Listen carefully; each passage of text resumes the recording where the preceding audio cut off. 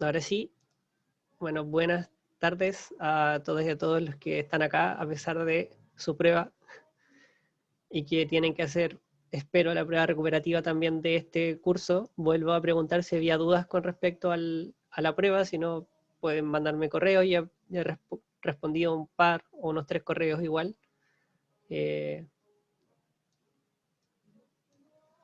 No sé si tienen alguna duda con el contenido. Lo que sí conversamos con Laura y yo voy a tratar de hacerle más preguntas teóricas en los ejercicios. Cosa de que ustedes se den cuenta que no estamos calculando cosas porque sí, sino que tenemos que entender qué está pasando porque o si no, no tiene sentido. ¿Ya? Así que vamos a partir con el P1.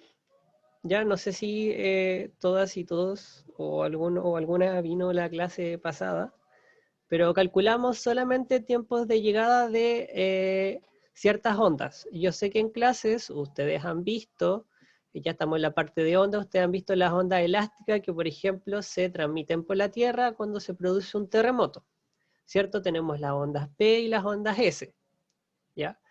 Lo que nosotros calculamos en la clase pasada y también vamos a trabajar hoy día, vamos a trabajar con frente de ondas y vamos a suponer que son ondas compresionales nomás, ¿ya? Que van a ser las ondas P, porque son primera llegada a los geófonos y las ondas superficiales tienen otras llegadas, ¿ya?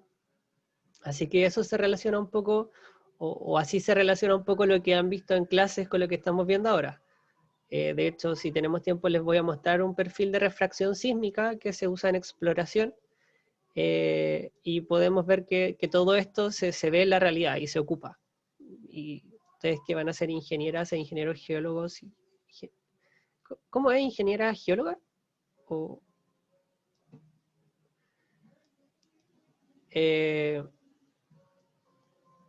entonces, por ejemplo, lo que tenemos que tener claro cuando estamos usando frentes de ondas compresionales, ¿cierto? Que sufren un fenómeno de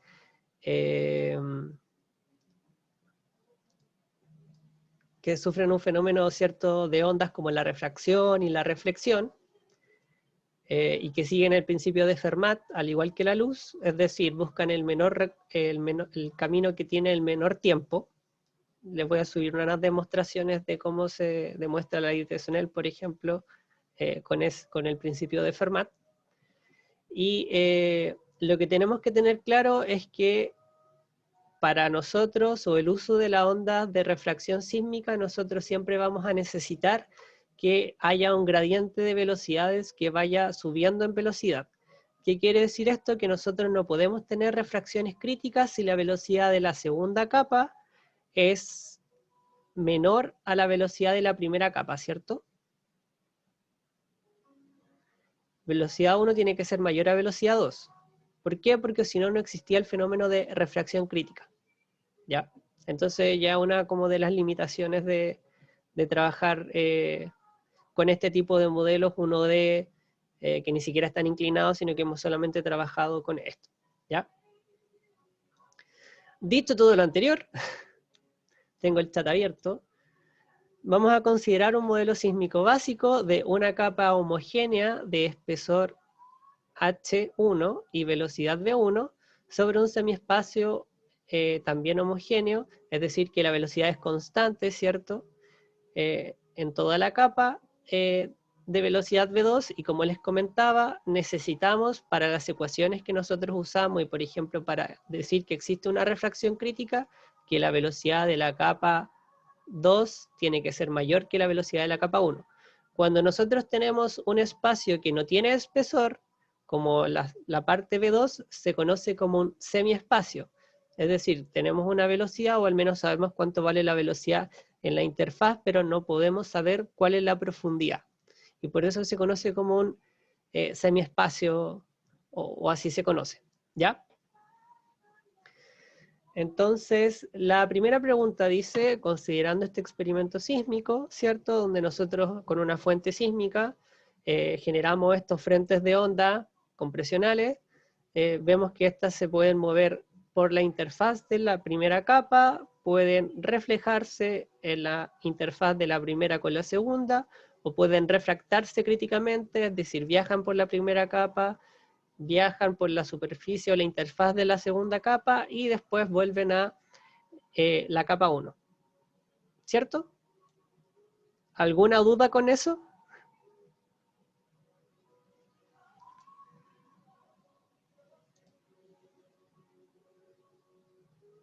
No.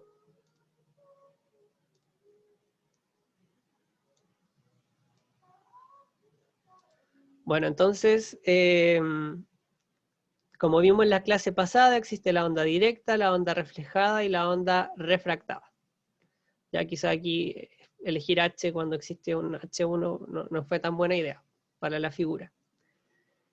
Y nosotros vimos que nosotros podemos calcular las curvas camino-tiempo, ¿cierto? ¿Qué es una curva camino-tiempo? Nosotros siempre, como les dije, estábamos acostumbrados a esto, ¿cierto? Si yo tengo un gráfico velocidad versus tiempo, aquí yo tenía la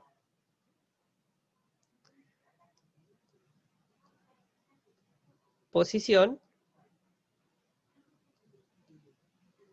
y acá el tiempo, ¿cierto? Aquí yo tenía la posición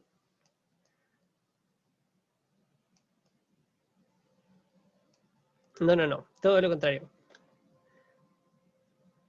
O sea, en el fondo nosotros aquí estamos diciendo que tengo una variable, aquí nosotros decimos que la variable t depende de x, y esta es una curva camino-tiempo.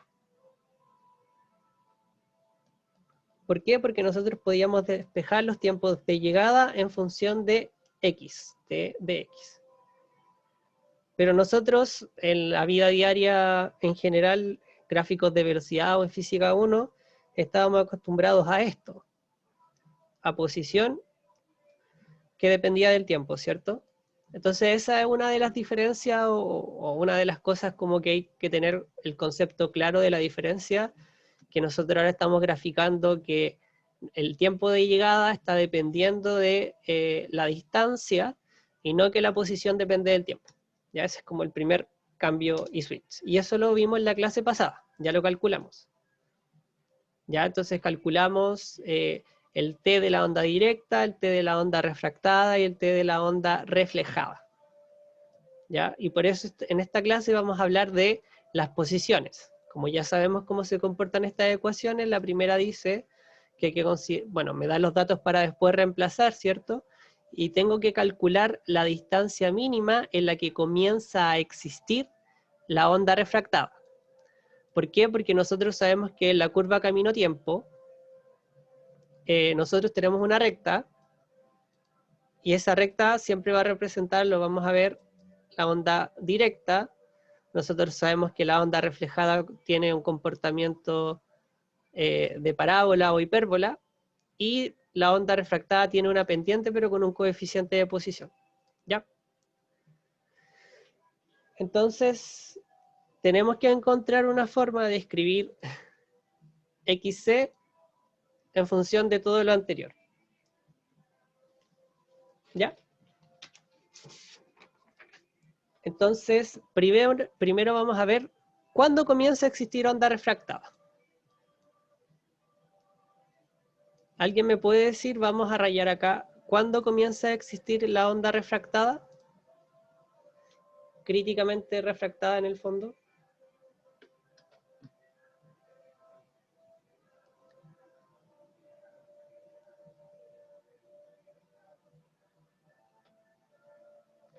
¿No? En el fondo nosotros, ahí está, perdón. Hasta la línea del V2.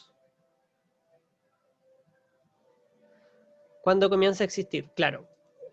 Técnicamente lo que uno hace, o en los experimentos uno genera el frente de onda y genera las tres ondas al mismo tiempo ya. Entonces uno tiene sensores acá que van marcando las llegadas. ¿Ya? Entonces una onda, cuando comienza a existir la onda refractada, significa que yo estoy en una reflexión crítica. ¿Sí? Es decir, me reflejo, y con cierto voy variando el ángulo y va a llegar cierto ángulo, que si yo lo paso, voy a empezar a generar una refracción. y no una reflexión. ¿Sí? Más o menos de ciertos conceptos de óptica, ¿cierto? Y eso se conoce como un ángulo crítico. Entonces, vamos a borrar acá.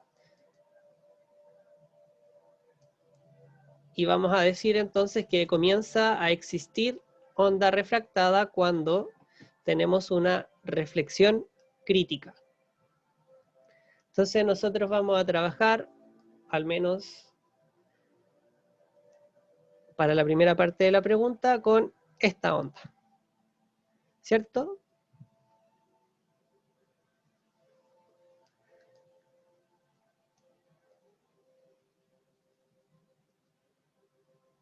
¿Por qué? Porque yo sé que la onda se va a reflejar, reflejar, reflejar hasta que va a llegar a un ángulo crítico y se va a empezar a refractar. ¿Sí? Teóricamente eso está claro, ¿cierto? Cuando comienza a existir onda refractada significa que yo estoy en una reflexión crítica. Y esa reflexión crítica es con cierto ángulo. Y ese ángulo se llama ángulo crítico. Entonces, vamos a marcar la horizontal acá.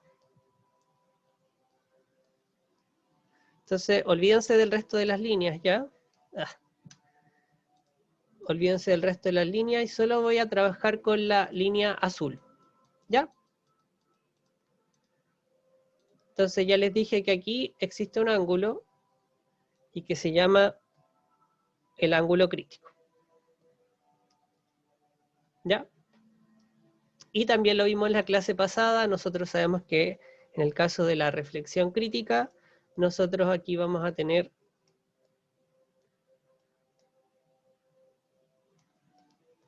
que esto va a ser XC medios y esto va a ser XC medios, porque estoy en una reflexión crítica, ¿ya? Profe, Uh-huh. una consulta. ¿Podría repetir de nuevo desde cuando dijo sobre la onda refractada, por favor? Ya. A ver cómo hacerlo más claro. Nosotros tenemos tres ondas, ¿cierto? La onda directa, la onda reflejada y la onda refractada. Y me están preguntando la distancia mínima en la que yo comienzo o comienza a existir la onda refractada. ¿Por qué? Porque yo voy, imagina que esto es un rayo de óptica, ¿ya? Es un rayo de luz, un haz de luz, ¿ya? Tratemos de... Y nosotros vamos a enviar el rayo con cierto ángulo acá, ¿cierto? Y ese ángulo se va, o dependiendo del ángulo, vamos a reflejar la onda. Vamos a reflejar la onda. Vamos a reflejar la onda. Pero nosotros entendemos el concepto de ley de Snell, ¿cierto? Ley de Snell. Y en el fondo va a existir un ángulo, que es un ángulo crítico, que si yo disparo desde la normal, aquí uno puede dibujar la normal.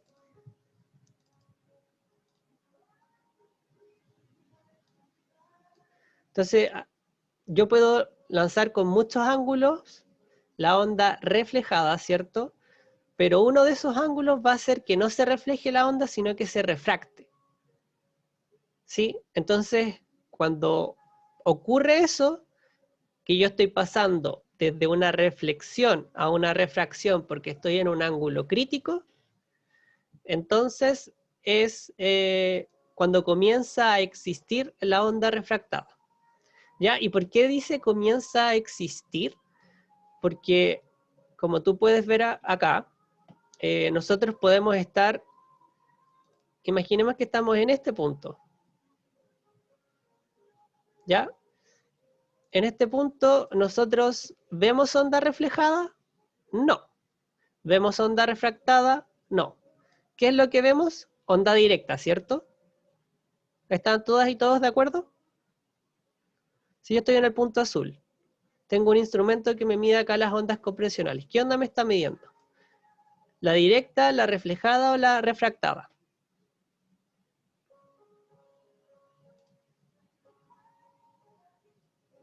La onda directa, ¿verdad? La onda directa, ¿cierto? Porque no han llegado las otras. ¿Sí? Ah, ok. En cambio, si yo estoy acá,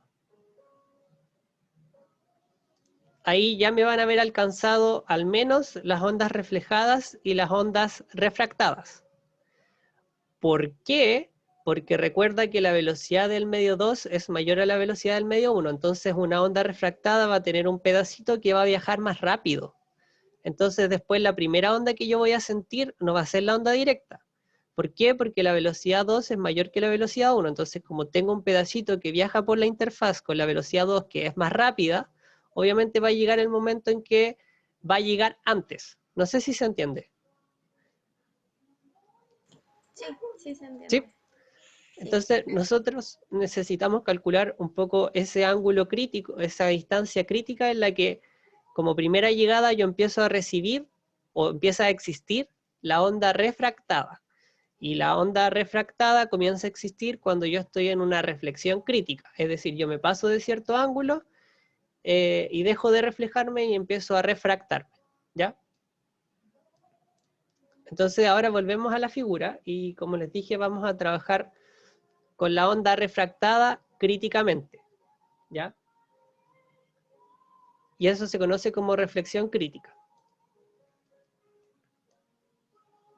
¿ya? Entonces yo ya puse aquí XC, porque en el fondo es un momento crítico, ya estoy en un límite donde paso de reflexión a refracción, ¿sí? Y en el fondo, ¿por qué comienza a existir? En el fondo, en el registro, en esta curva camino-tiempo, es cuando empieza a aparecer, ¿ya? Siempre va a existir, porque yo envío un frente de ondas que, que se mueve, ¿cierto? Que genera ondas directas, ondas reflejadas y ondas refractadas, pero cuando empieza a existir, quiere decir que en este registro de curva camino-tiempo, donde yo voy a tener instrumentos que me están midiendo encima, va a haber una instancia donde yo voy a ser incapaz de ver ondas refractadas, sino que solamente voy a ser capaz de ver ondas directas, ¿ya? Por eso se refiere como que empiezan a existir o estoy en cierto punto donde yo las puedo empezar a ver o donde me están empezando a llegar, ¿sí? Siempre existen, solo que dependiendo de donde yo estoy arriba, las voy a poder ver como primera llegada o no, ¿sí?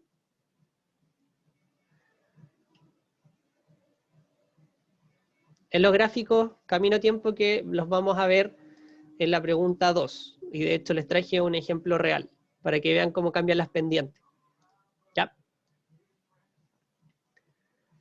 Entonces, en el fondo nosotros recuerden que estamos en una reflexión crítica y estamos con capas que no están inclinadas, entonces todo es como bonito y simétrico, aquí tenemos las distancias medio, entonces vamos a generar un triángulo que va a ser así.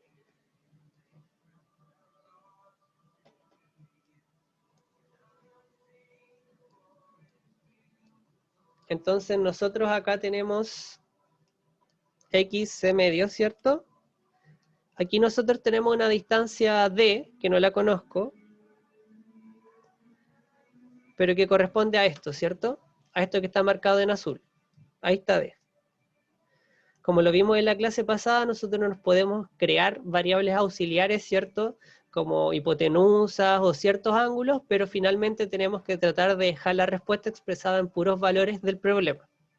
Y en este caso estoy creando esta variable D, que es este trayecto que genera la onda críticamente reflejada, ¿sí? Y obviamente, y por completitud, esto también vale D, ¿cierto?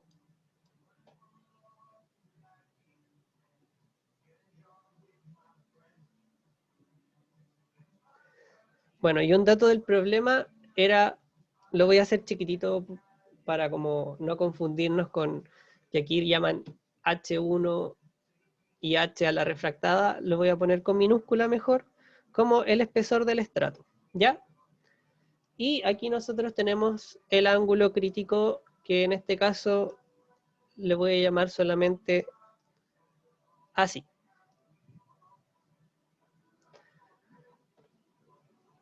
¿Estamos de acuerdo con ese triángulo que existe y que aparece? Hoy, perdón, Juan, acabo de ver tus preguntas. Sí, efectivamente la onda refractada es la de abajo, que viaja por la interfaz, ¿cierto? Pero aquí me están preguntando cuando comienza a existir. Y cuando comienza a existir es cuando yo estoy en una reflexión crítica. ¿Sí?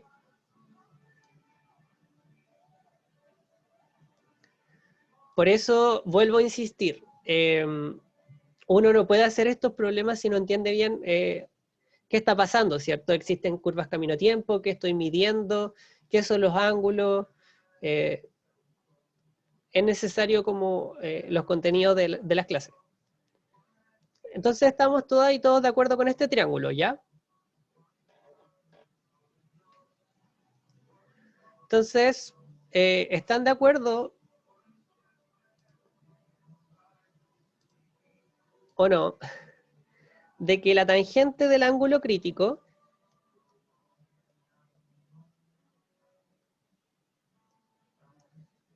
es igual a el cateto opuesto? Acuérdense que la tangente es seno partido por coseno, ¿cierto? Y el seno es el cateto opuesto del ángulo, en este caso x medios, por el cateto adyacente, coseno, ¿cierto? Y en este caso vendría siendo h.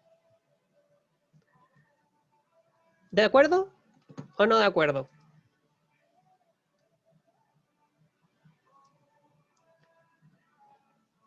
Y yo creo que en estas clases y en la clase anterior voy a aplicar el concepto de, aunque hagamos un ejercicio y nos demoremos mucho, pero sea más comprendido versus hacer 3 ejercicios y que nadie entienda nada, ¿ya?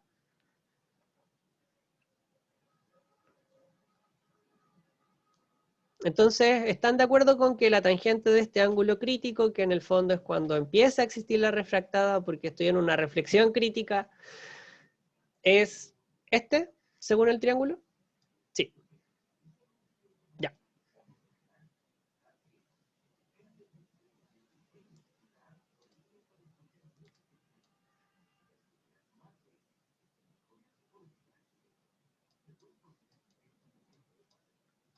¿Y por qué estamos en un ángulo crítico?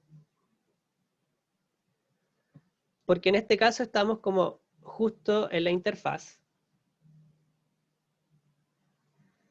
Y nosotros sabemos, deben haberlo visto en clase, que existe la ley de Snell para ondas refractadas y reflejadas. La ley de Snell aplica para ambas. ¿Cierto? Y la ley de Snell me decía que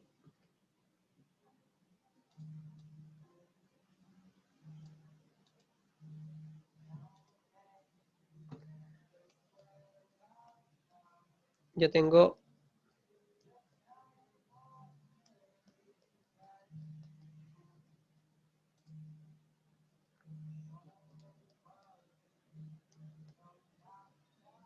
mi onda incidente, ¿cierto? Y después tengo mi onda refractada o reflejada, ¿cierto? Que cambia un poquito de... Lo exageré un poco porque cambia un poco de dirección porque tenemos una diferencia de los ángulos, ¿cierto? Y aquí tenemos que este ángulo vale I y este otro vale R de refractado, ¿sí? Y la ley de Snell entonces me dice que el seno del ángulo incidente partido por la velocidad del medio 1 es igual al seno del ángulo refractado partido por V2. Sí, eso es la ley de Snell. Como les dije, le puedo subir cómo se comprueba con el principio de Fermat. ¿Ya? Entonces, en este caso, yo estoy justo.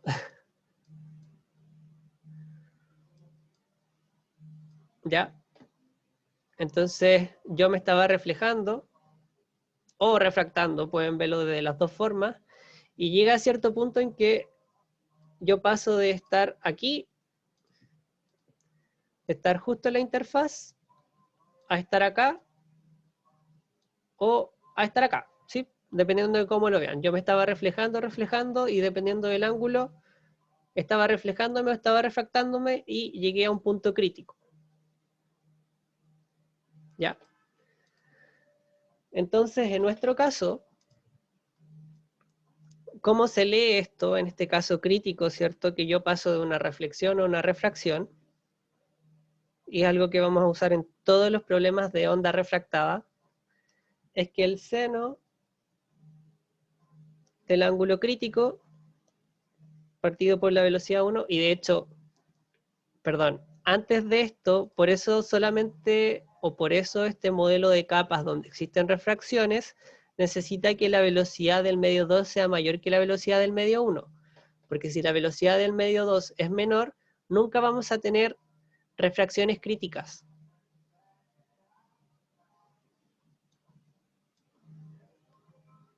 ¿Sí?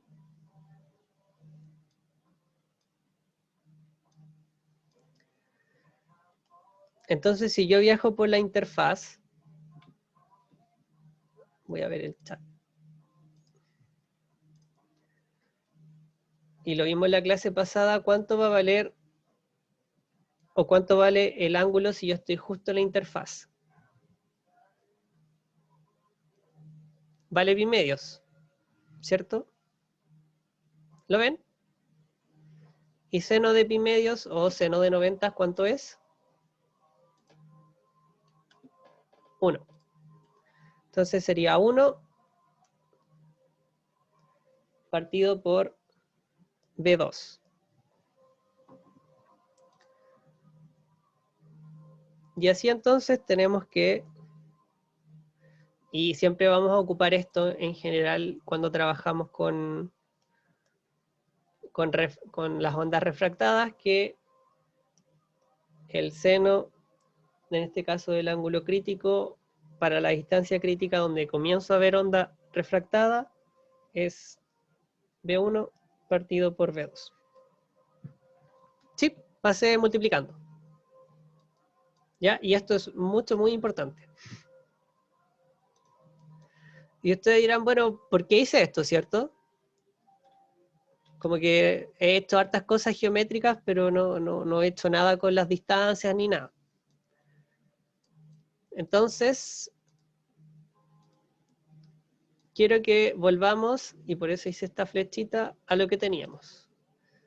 Nosotros teníamos que la tangente, por el triángulo que hicimos, en que estaban todas y todos de acuerdo, la tangente del ángulo crítico era igual a, en este caso voy a ponerlo así, porque era x medio, ¿cierto? Partido por h. ¿Sí?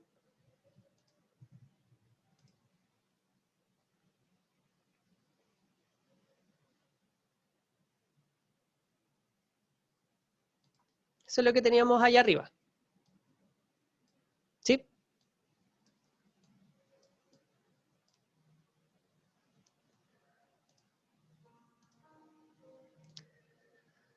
Entonces ahora nosotros podemos transformar esto y decir como, pero entonces, ¿qué es la tangente? La tangente es el seno partido por el coseno. Seno del ángulo crítico, en este caso, partido por el coseno del ángulo crítico, y eso es igual a xc partido por 2h. ¿Todas y todos de acuerdo? ¿La tangente es seno partido por coseno?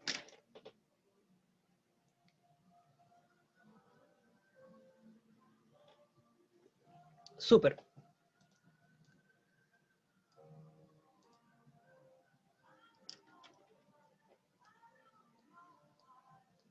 Entonces, ¿qué podemos hacer acá? Podemos, después de haber hecho el ejercicio de ley de Snell, ¿cierto? Podemos reemplazar el seno del ángulo crítico. ¿Ya? Y dirán, bueno, ¿qué hacemos con el coseno, cierto? ¿Qué se les ocurre hacer? ¿Conocen alguna forma de transformar un coseno de un ángulo en un seno de un ángulo? ¿Existirá alguna identidad trigonométrica, por ejemplo?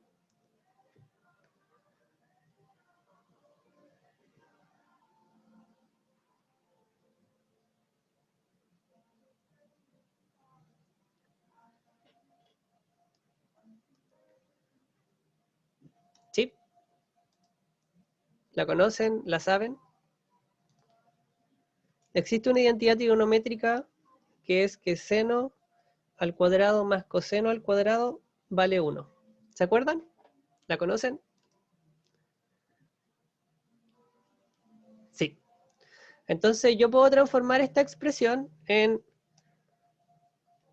seno del ángulo crítico partido por la raíz de 1 menos seno cuadrado del ángulo crítico. Es igual a xc partido por 2h. Uf. ¿Cierto? Usando esta expresión.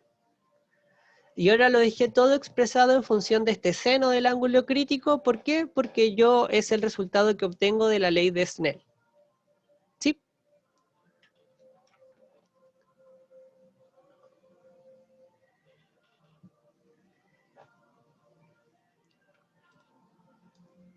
Entonces,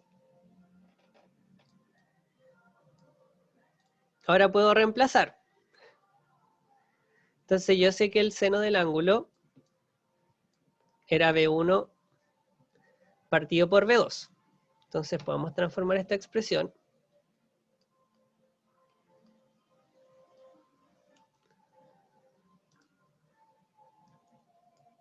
B1 partido por B2 partido por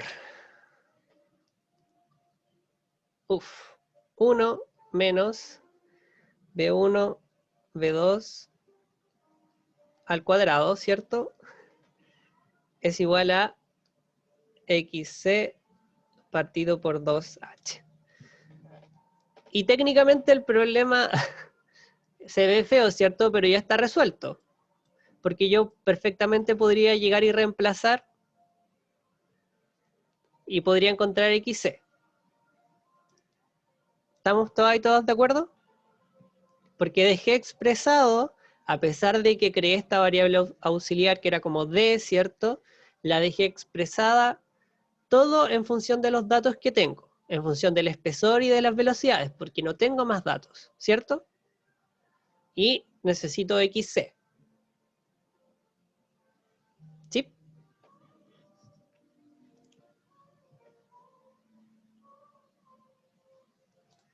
Ya, pero obviamente no lo podemos dejar así, ¿cierto? Hay que hacer hay que resolverlo. Entonces, resolvámoslo. Entonces, sería B1 partido B2 partido por la raíz de 1 menos B1 al cuadrado partido B2, perdón, B2 al cuadrado, y eso tiene que ser igual a xc partido por 2h. Entonces, antes de seguir arrastrando tantas cosas, mejor veamos qué queda debajo de la raíz, ¿cierto? Debajo, o la raíz queda como la raíz de b2 al cuadrado, b2 al cuadrado menos b1 al cuadrado, ¿cierto?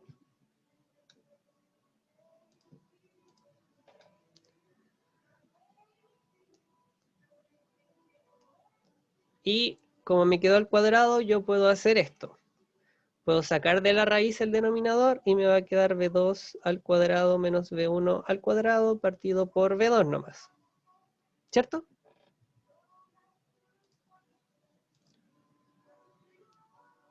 Ya, entonces, mejor reemplacémoslo así.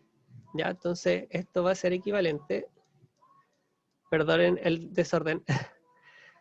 Pero aquí hay harto matraqueo, al menos trigonométrico. Ya. Entonces me quedaría B1 partido por B2. División de... Voy a invertirlo y multiplicarlo, ¿cierto? Que es lo mismo que dividir por la expresión de abajo. Entonces me queda B2 partido la raíz de V2 al cuadrado menos V1 al cuadrado. Y eso es igual a XC partido por 2H. ¿Sí?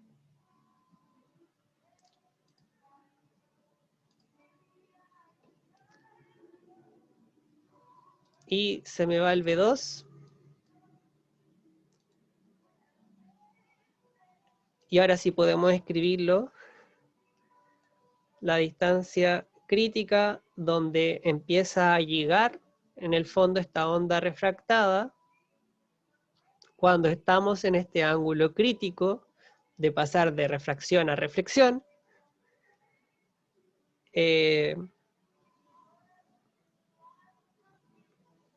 sería igual a 2H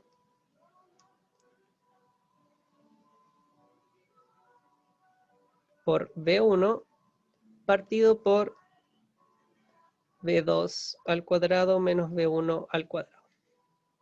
¿Sí? Y ahí quedó algo un poquito más, no tan feo, o queda más clara la dependencia del XC, ¿cierto? Bueno, y ahora que tenemos el resultado expresado en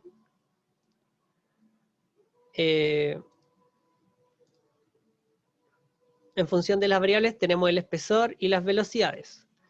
Y también siempre es bueno hacer un análisis dimensional, ¿cierto? Si yo tengo la diferencia cuadrática de velocidades, me queda una velocidad al cuadrado o un signo de metros cuadrados partido segundo al cuadrado, que al sacar de la raíz es metros partido por segundo, ¿cierto? Que se simplifican con los metros partido por segundo del de arriba, y me quedaría entonces solamente las unidades de, en este caso, metros o kilómetros, y por lo tanto la distancia estaría en metros y sería dimensionalmente correcto, ¿cierto? Aquí que uno de repente hace tantas fórmulas y mete tanto esas cosas, quizás siempre es bueno hacer ese análisis, como, mira, tengo velocidad abajo, velocidad arriba, se me van a ir las unidades de velocidad y me va a quedar en una distancia, que es lo que estoy buscando, ¿cierto? Entonces reemplazo con los datos del problema y como se me van a ir las unidades de la velocidad, como que entre comillas da lo mismo en qué unidades están, ¿ya? ¿Por qué? Porque la respuesta me va a quedar en función de las unidades del espesor. En este caso el espesor me lo dieron en metros, pero la velocidad me la están dando en kilómetros partido por segundo. Pero como les comenté, no necesito transformar todo a metros partido por segundo o a kilómetros por segundo. ¿Se entiende por qué?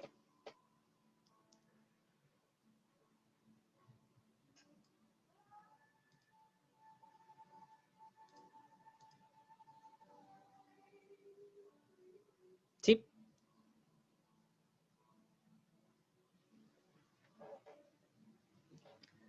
Entonces me quedaría XC igual a 2 por 50 metros por la velocidad 1 son 2 kilómetros partido por segundo partido por 5 al cuadrado, kilómetros cuadrados segundo cuadrado, menos 2 al cuadrado, kilómetros cuadrados, partido segundo al cuadrado. Y eso es un poco lo que yo les decía. Como aquí voy a tener la raíz de kilómetros al cuadrado partido segundo al cuadrado, eso es velocidad, y se me van a simplificar entonces estas unidades, y me va a quedar solamente en función de metros. Y eso da que si yo pongo un equipo a 43,6 metros, la primera llegada va a ser una onda refractada. ¿Ya? ¿Qué quiere decir esto? Que si yo tengo una curva camino-tiempo,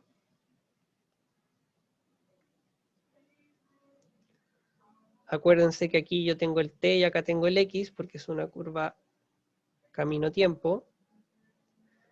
Si yo estoy a 43,6 metros, la curva va a corresponder a una onda refractada. ¿Sí? Porque antes la curva correspondía a una... También es una recta, ¿cierto? Pero correspondía a una recta de la directa. Y ahora yo estoy viendo refractada. ¿Sí? Eso calculé. ¿Se entiende? Si yo pongo un equipo, a partir de eso, las primeras llegadas van a ser onda refractada. ¿Sí?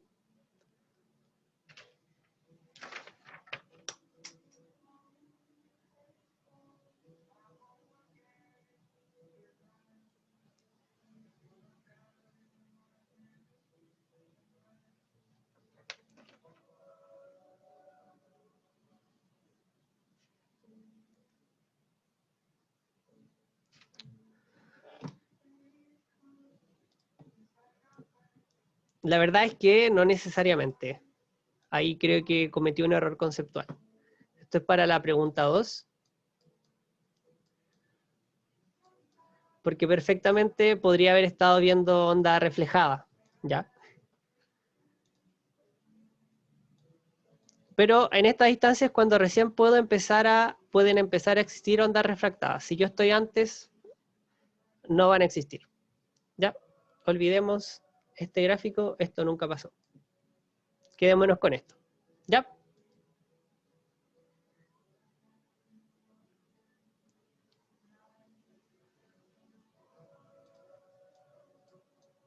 Y esa era la parte fácil de la pregunta. Entonces, cuando la distancia mínima que tiene que existir o que tiene que haber para que exista la onda refractada es porque yo tengo que alcanzar un ángulo crítico. Y si yo estoy más cerca no alcanzo ese ángulo crítico. ¿Ya? Y ahora la parte B, que sí es lo que les decía, era que por los mismos valores de calcular la distancia en el cual la onda refractada comienza a ser primera llegada. Y ahí sí es válido el gráfico que les hice, que lo vamos a volver a hacer, pero en el fondo ahora el instrumento de cierta distancia en adelante ya no me va a estar llegando primero la onda directa, siempre va a llegar, solo que ahora no va a llegar primero. ¿Sí? Ahora va a llegar primero esta otra.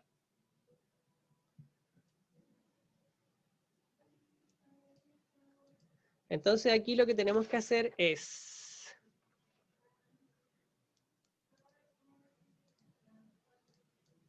calcular cuánto se demora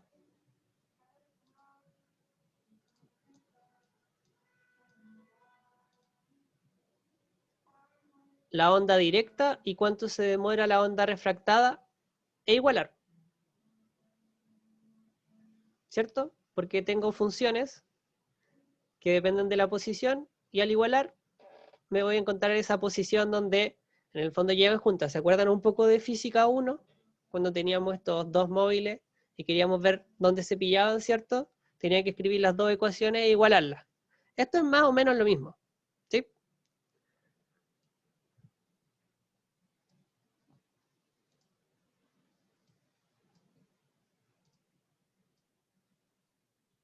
Entonces ahora tenemos que hacer otra figura,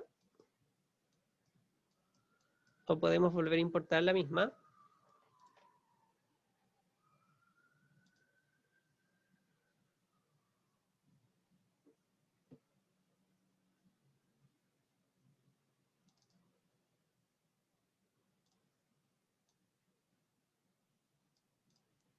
Y ahora nuevamente vamos a marcar con colores la onda directa.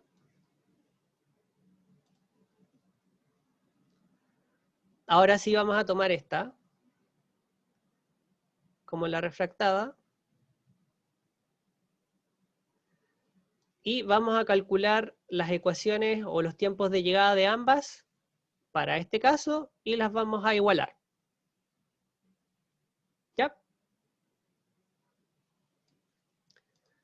Entonces va a ser un poquito parecido a lo que hicimos en la ayudantía pasada. Esto se conoce como cuando estoy en el punto donde la primera llegada empieza a ser onda refractada Y de nuevo, ¿por qué llega el punto en que yo empiezo a ver como primera llegada la onda refractada y no la onda directa?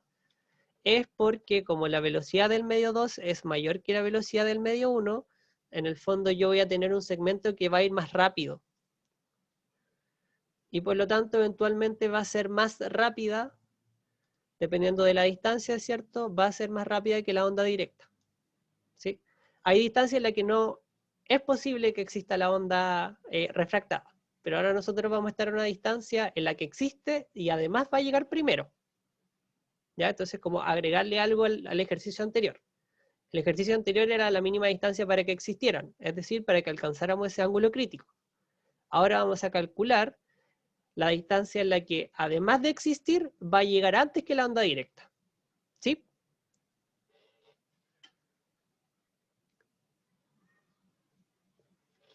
Y de nuevo, a ver si me responden por el chat.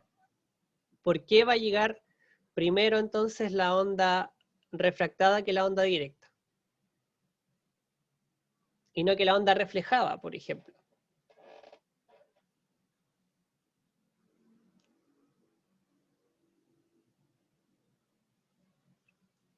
Porque la velocidad del medio 2 es mayor. Exacto. Y eso es un poco lo clave de la sísmica de refracción, en el fondo. Entonces, si vamos a usar siempre sísmica de refracción, cuando pasen a prospección quizás vamos a ver un poquito de sísmica de reflexión, pero la sísmica de reflexión va a funcionar cuando no se cumplan los supuestos de la onda de refracción. Entonces, si ustedes se vuelven a enfrentar a una prueba teórica, donde a lo mejor les ponen velocidades de ciertos medios y le hacen aseveraciones, entonces les van a preguntar cuándo la onda directa va a llegar antes que la onda refractada, y lo más probable es que a lo mejor nunca va a ser posible porque no va a existir este ángulo crítico. ¿Por qué? Porque los perfiles de velocidades no van a ser igual. Entonces, tengan ojo con eso, y por eso son las preguntas teóricas que muchas y muchos fallaron en la prueba 1. ¿Ya? Y por eso estoy haciendo tanto hincapié en esta ayudantía con los conceptos. ¿Qué pasa si pasa esto y qué pasa si pasa aquello? ¿Ya?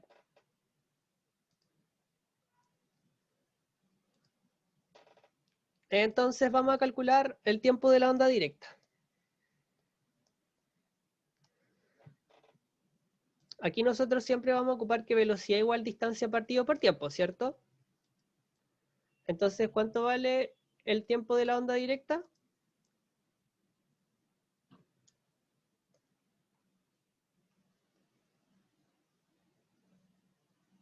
Recorre una distancia X, que en este caso tiene un nombre especial, se llama XA, y lo recorre con una velocidad V1, ¿cierto?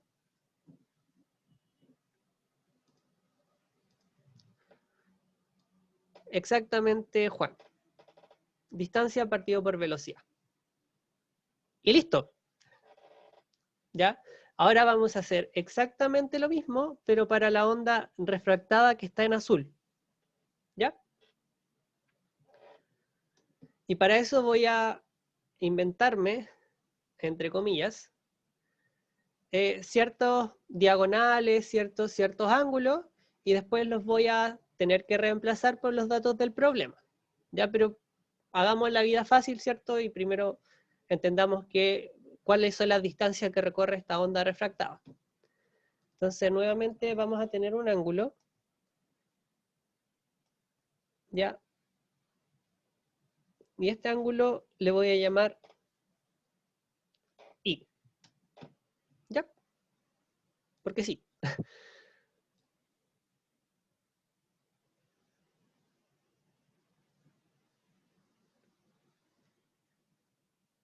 Entonces, yo voy a decir que este pedacito va a valer R chica, que este pedacito va a valer D, y que este pedacito va a valer D, ¿cierto? ¿Alguna objeción con el uso de las variables? ¿Y por qué les digo que en el fondo es útil estas variables? Porque perfectamente podemos decir, el tiempo de la onda refractada, que en este caso vale se denomina por h en este problema, es la distancia. La primera distancia va a ser d, ¿cierto?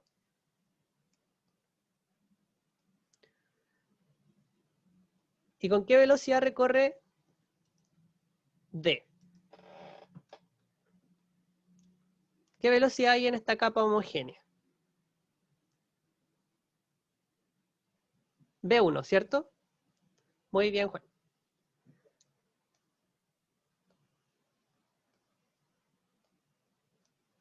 Después recorre la distancia r, ¿cierto? ¿Y con qué velocidad recorre la distancia r?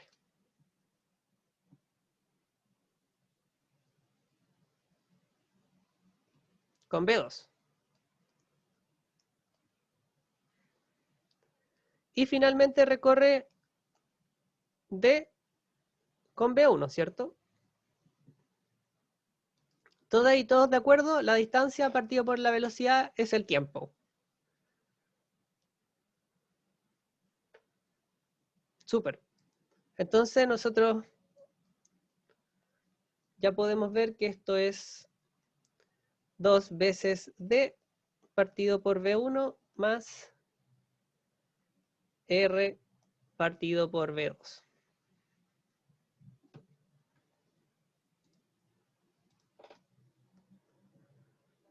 Y listo. Solo que ahora tenemos que expresar d y r en función de los datos del problema, que son las velocidades y el espesor. Obviamente no va a quedar algo bonito, pero eso hay que hacer nomás. O sea, tomamos las distancias, los partimos por la velocidad y después ya es trigonometría. ¿Ya? Pero obviamente la vamos a hacer. Entonces, vamos a seguir llamando variables. Y quizás lo podría hacer acá o aquí mismo para no confundir. Y vamos a llamar a este pedacito, le vamos a poner y. ¿Ya? Y que va a ser idéntico acá, ¿cierto? Y. Ya necesito crear otra variable. ¿Por qué? Porque si ustedes ven, voy a tener un triángulo entonces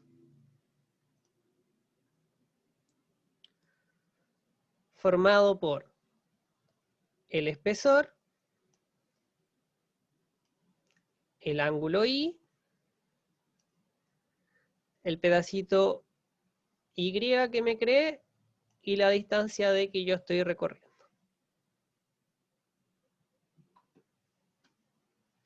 ¿Sí?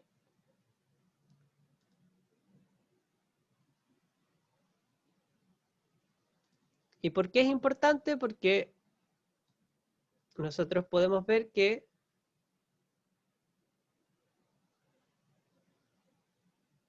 la distancia D, donde lo hacemos, podemos hacerlo acá. La distancia en rojo, que es XC, o XA en este caso, según mis variables, es igual a mi variable auxiliar R, más 2 veces los pedacitos por Y, ¿cierto?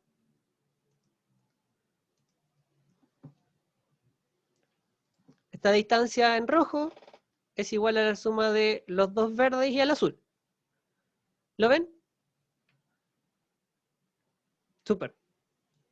Entonces, vamos bien.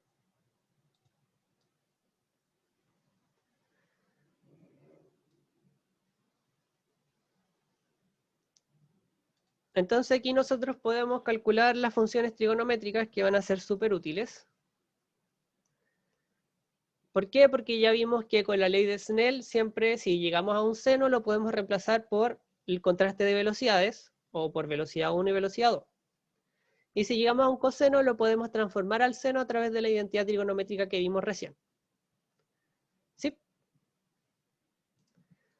Entonces, el seno del ángulo Y va a valer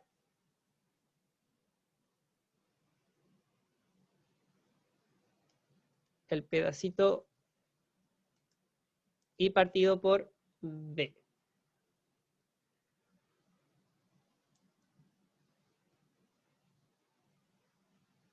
Así es.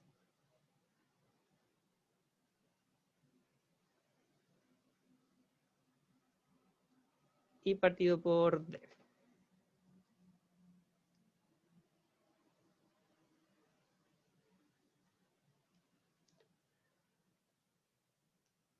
Y el coseno del ángulo va a valer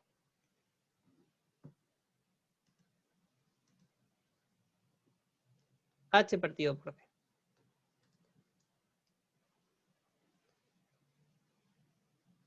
Súper.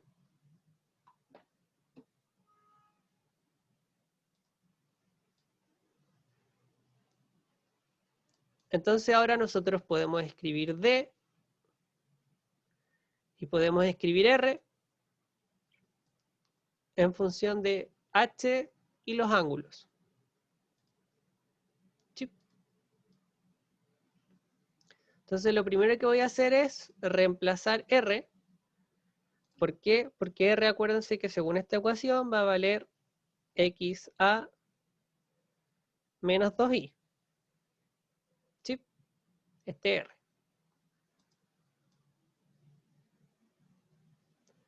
Entonces vamos a reemplazar. T de la refractada va a ser igual, no nos vamos a meter con el d todavía, va a ser 2d partido por b1 más xa menos 2i y todo eso partido por b2.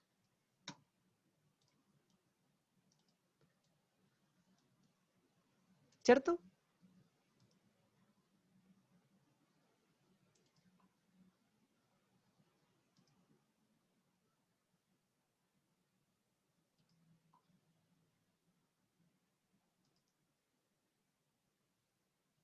Sí.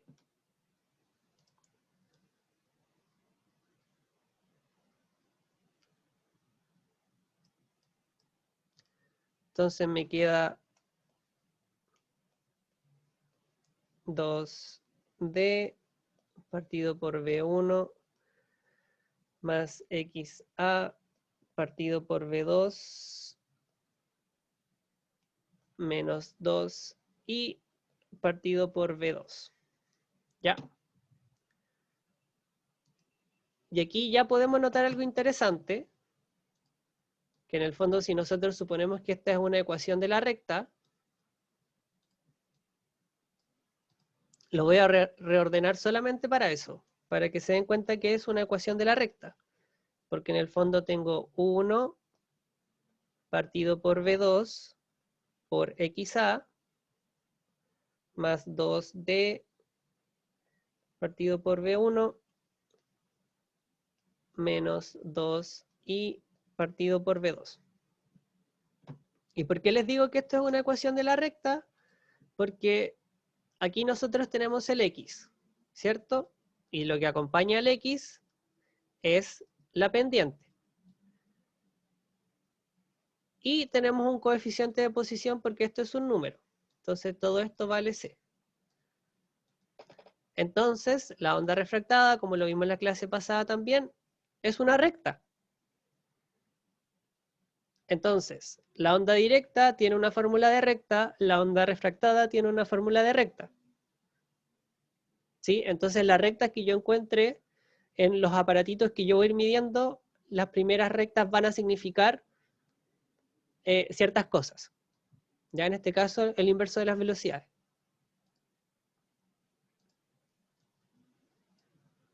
Por eso es tan importante cuando uno va marcando las primeras llegadas, en el fondo va a marcar primero va a marcar la recta de la directa y después va a ir marcando la recta de las refractadas.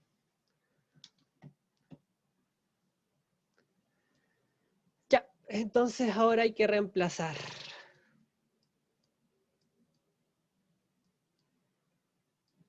Bueno, y aquí podemos, yo soy bien poco pillo para esto,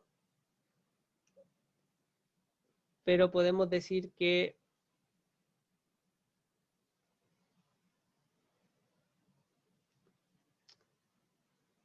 D va a valer H partido por coseno de I, ¿cierto?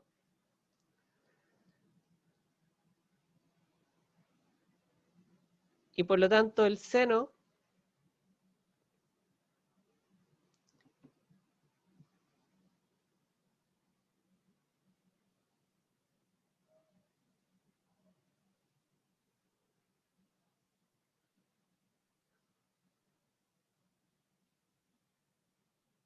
sí,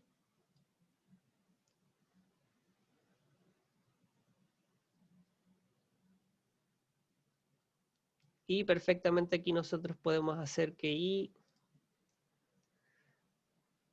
sea igual a seno de I por D. Ah, pero D era esto. Así que puedo decir que I es igual a el seno de I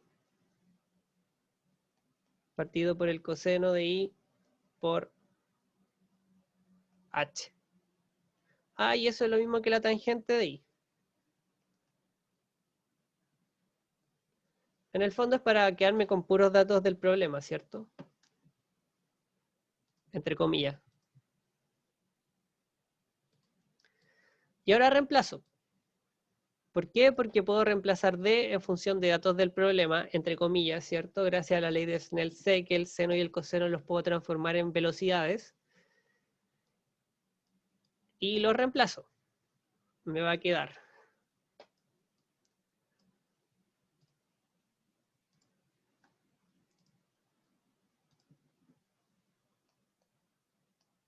el tiempo de la horizontal es igual a... Esto no cambia. XA partido por B2. Más 2. ¿Cómo podía reemplazar D?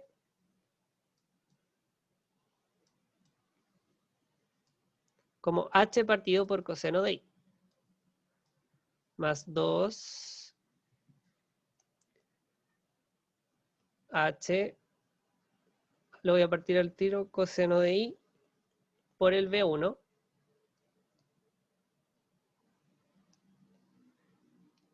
menos 2 veces y lo podía reemplazar como la tangente de H. Menos 2 veces la tangente de I por H partido por B2.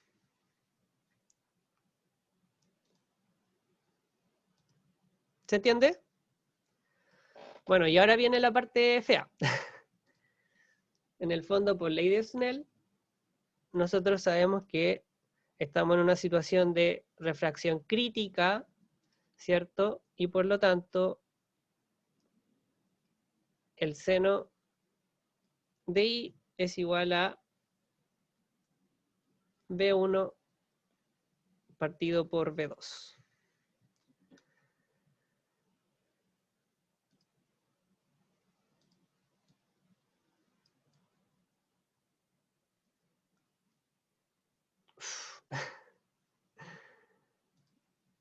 Y por lo tanto, sería X partido por A partido por B2 más 2 veces H partido por B1. ¿Y por qué lo hago así? Porque va a ser 1 partido por 1 menos el seno al cuadrado, ¿cierto? B1, B2 al cuadrado, menos 2, el seno de I es V1 partido por V2, porque la tangente de I, acuérdense que es seno partido por coseno, partido por 1 menos V1 V2 al cuadrado por H, y todo eso estaba partido por, o mejor lo hago acá,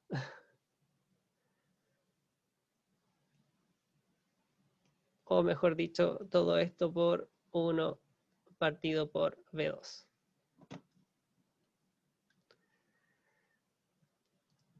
Ya, y yo sé que ustedes tienen muchas ganas de resolver, factorizar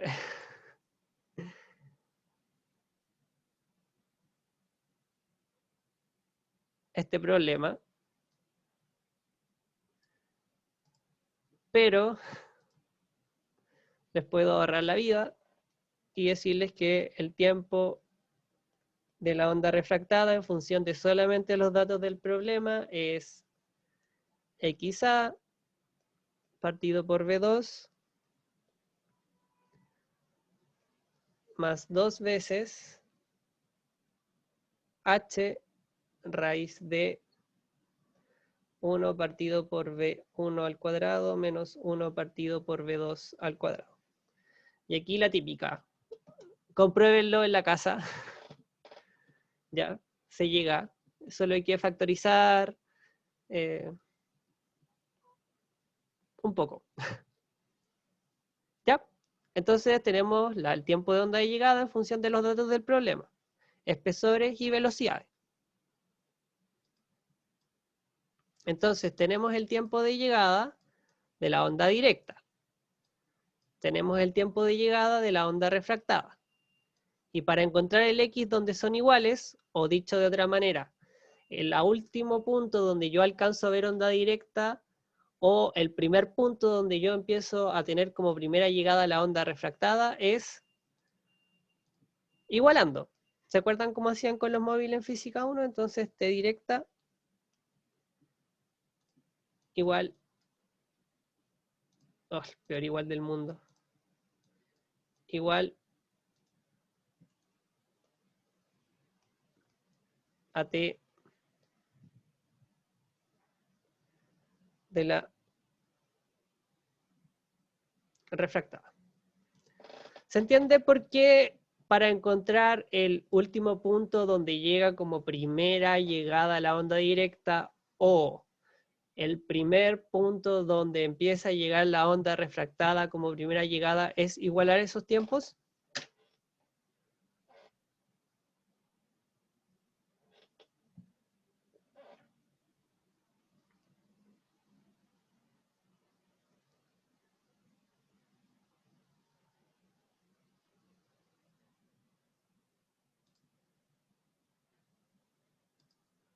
¿Sí? Entonces eso me quedaría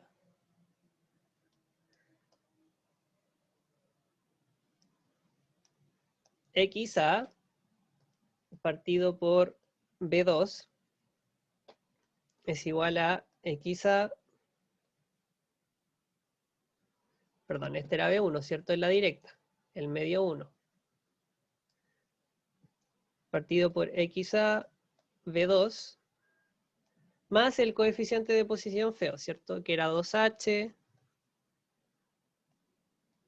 raíz de B1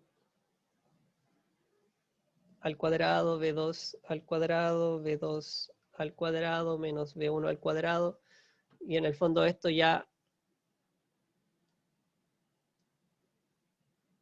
hice el factor común para sacarlo de la raíz. ¿Sí?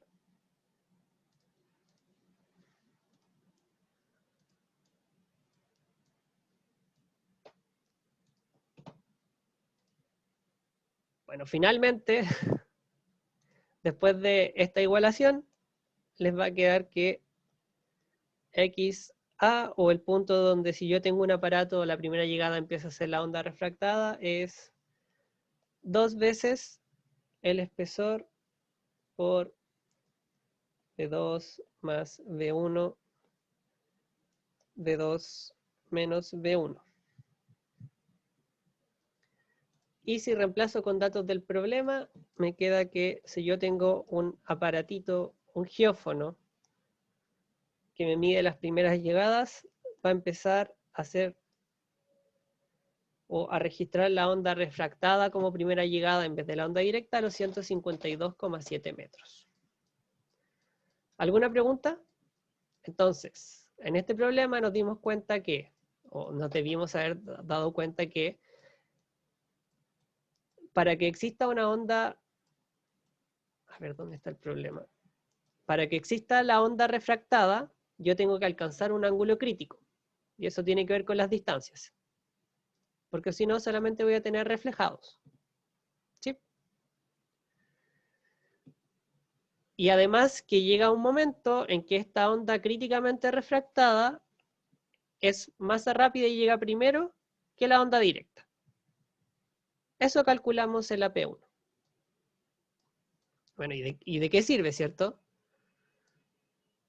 Aquí nosotros tenemos la P2, que consideremos el gráfico de la curva camino-tiempo, ¿cierto? Esta curva que yo les decía que finalmente corresponde al caso de una capa horizontal sobre un semiespacio de velocidad sísmica V0 y V1, donde obviamente V1 tiene que ser mayor que V0. ¿Por qué? Porque si no, no puede existir la refracción crítica.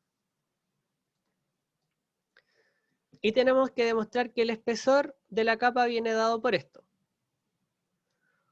O sea, en el fondo, sería tomar esta fórmula, que está aquí abajito, y cambiar el H por el XA, o despejar H. ¿Cierto?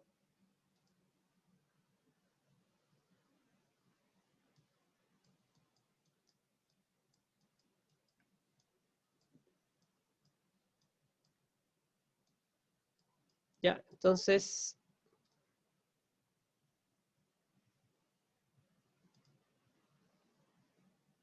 en el fondo el modelo es un poquito este, el modelo que nos presenta el gráfico. ¿Cierto? Tenemos... Ay, ¿dónde quedó?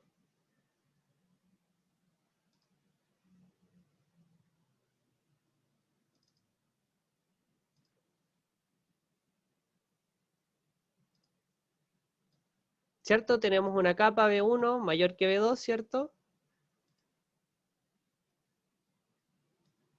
Y en ese punto yo empiezo a ver onda refractada como primera llegada. ¿Ya? Y bueno, es prácticamente hacer lo mismo, es tomar estas ecuaciones y ¿qué es lo interesante y con lo que vamos a terminar la clase? En el fondo sería tomar el resultado anterior y despejar H, ¿cierto? O pueden hacerlo todo de nuevo, pero lo interesante es, voy a finalizar este compartir pantalla.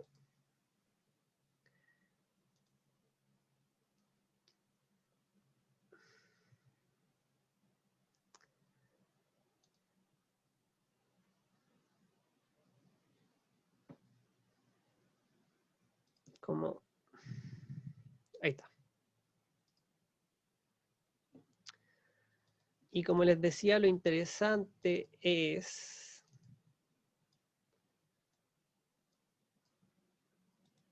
que si se cumplen estos supuestos,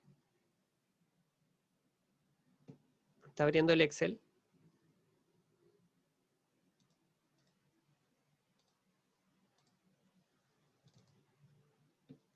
esto le quería demostrar. Nosotros aquí tenemos el registro de las primeras llegadas en un geófono, ¿cierto? Que está instalado a cierta distancia de la fuente que me generó este frente de ondas compresionales. ¿Y en qué momento me lo registraron? ¿Sí? Obviamente, mientras más cerca estoy de la fuente, me llega más rápido el frente de ondas, ¿cierto? Y podemos ver que las curvas camino-tiempo se van componiendo de pendientes. Entonces, nosotros sabemos que la primera pendiente entonces va a ser la onda directa, pero después va a empezar a llegar la onda refractada. Y este punto va a ser XA, ¿cierto? Donde existe este quiebre de la pendiente. Y la pendiente entonces me da la velocidad de capa. Y aquí tengo otro quiebre de pendiente. ¿Qué creen que significa esto?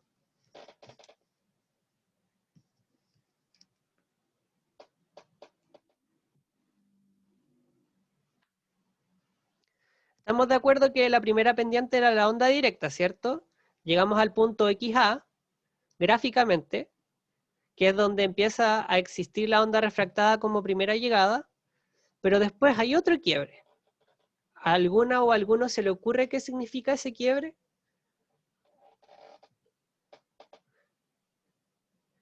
Juan dice que entró a la capa con una menor velocidad. Ya,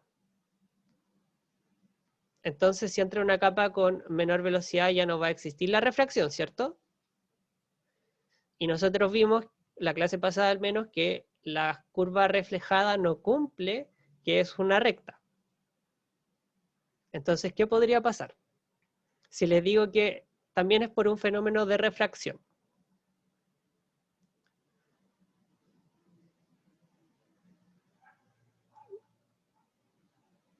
Yo sé que esto es un poco de exploración o prospección, pero es para darle como, no estamos calculando tiempo o distancias porque sí, ¿cierto? Tienen una utilidad porque tienen que ver con los espesores y con las velocidades.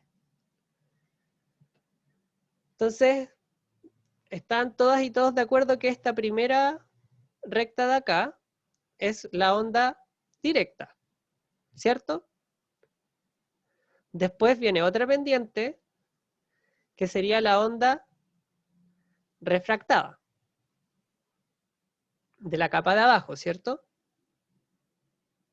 ¿Todas y todos de acuerdo? Entonces estamos de acuerdo hasta acá, donde tengo el cursor, ¿cierto?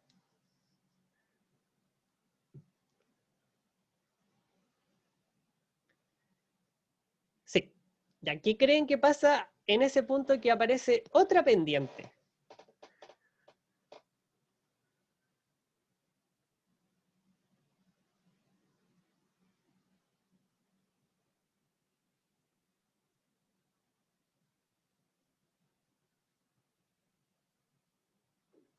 Yo sé que ustedes pueden.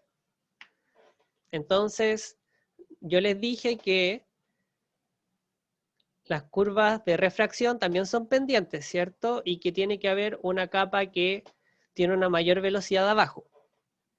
¿Y por qué va a empezar a llegar antes que la directa? Porque la velocidad de abajo va a ser mayor que la de arriba y va a llegar el punto en que va a ser más rápida, ¿cierto? Hasta ahí estábamos de acuerdo. Entonces, ¿qué creen que es esa tercera pendiente? ¿O qué está pasando?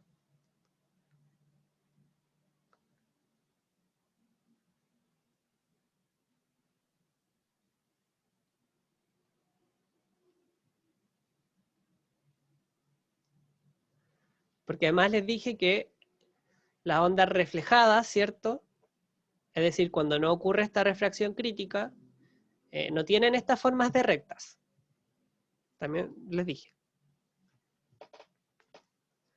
Y obviamente esas van a llegar como mucho después, ¿cierto? Porque recorren con B1 una distancia mucho mayor que la distancia de la directa. Entonces, ¿qué creen que puede ser ese otro quiebre dependiente donde yo tengo el mouse?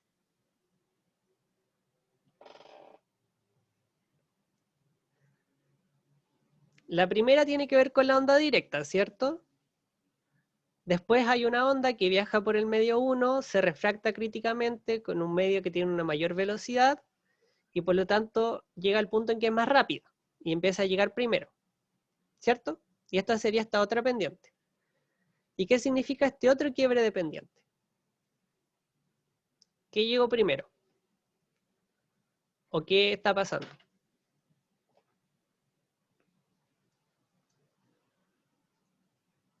Yo sé que ustedes pueden.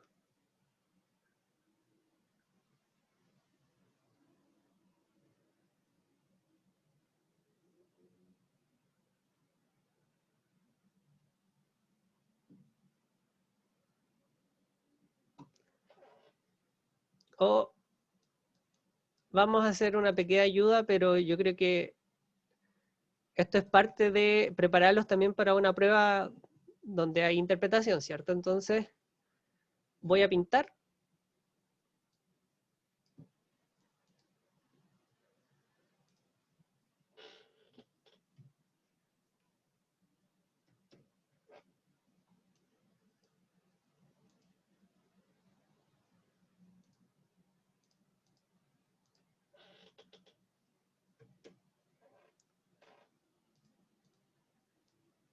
Y ahora vuelvo a preguntar. Entonces, imaginemos que estamos en el modelo de capas y la primera pendiente tiene que ver con la onda directa que está viajando por el amarillo, ¿cierto?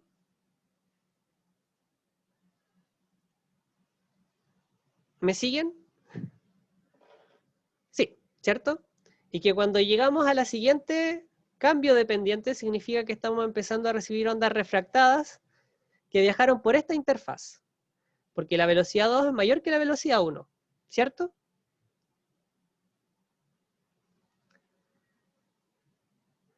Entonces, ¿a qué creen que se debe que existe otro quiebre de pendiente? ¿Qué me está llegando?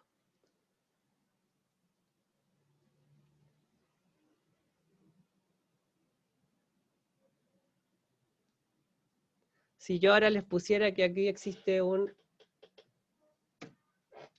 con esa ayuda.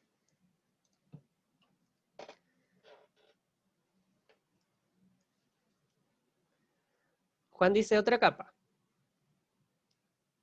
Y otra capa, tú también decías que entró una capa con menor velocidad antes. ¿Cómo crees que debe ser la velocidad de esta capa? Menor. O sea, no existe la refracción crítica.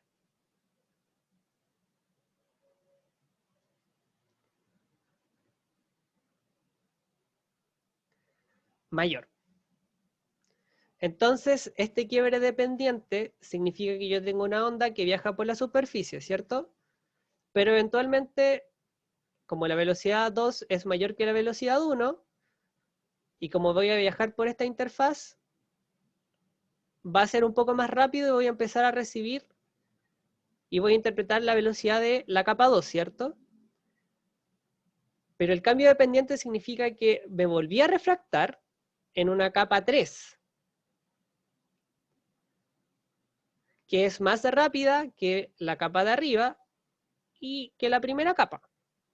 Y por lo tanto eventualmente va a ser más rápida, ¿cierto?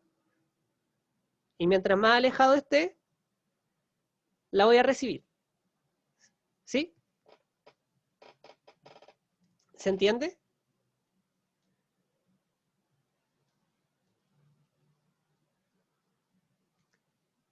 Javiera, sí.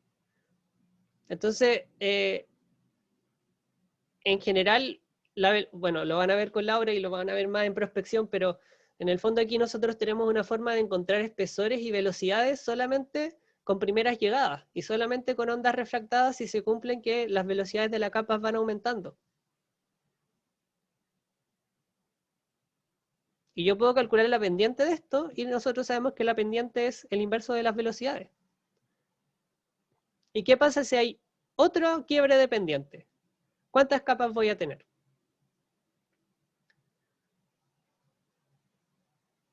4. ¿Se entiende? ¿Se va entendiendo un poco cómo funciona la sísmica de refracción?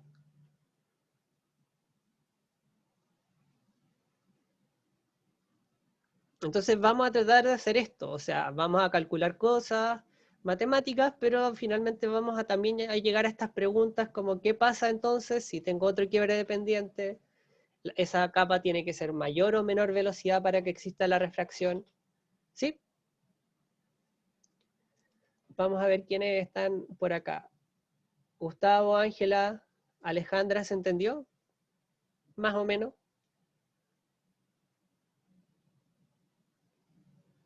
Sí, sí. Ay, voy a tener que nombrarles entonces para que hablen, pero en el fondo es súper importante entonces el valor XA porque está relacionado con las velocidades de los espesores Y así sucesivamente yo voy a poder calcular solamente con primeras llegadas en sísmica de refracción, es decir, que las velocidades tienen que ir aumentando en profundidad, voy a poder ir viendo cuánto valen las velocidades y cuánto valen los espesores. ¿Ya? Y por eso es como tan usado e importante y se tienen que cumplir estos supuestos. ¿Ya? Y por eso nosotros calculamos los tiempos de llegada de la onda reflejada, de la onda directa, la onda refractada. ¿Ya?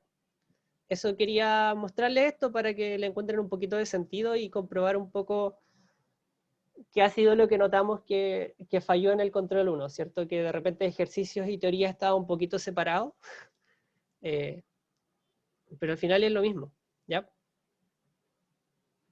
Así que eso con la clase, les voy a subir el P3, porque no lo alcancé a hacer y así tienen otro más para ver cómo se calculan esto de los tiempos. ¿Ya? ¿Alguna pregunta? ¿Ya se acabó la clase? ¿No?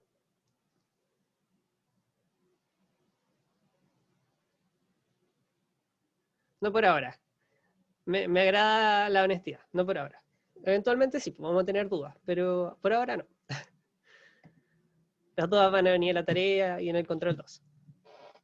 Ya, así que cuídense mucho. Nos vemos. Suerte a los y las que están haciendo la prueba para subir la nota del control 1. Y pregunten, si todavía tienen dudas, todavía están a tiempo de preguntar. ¿Ya? Así que chau, chau.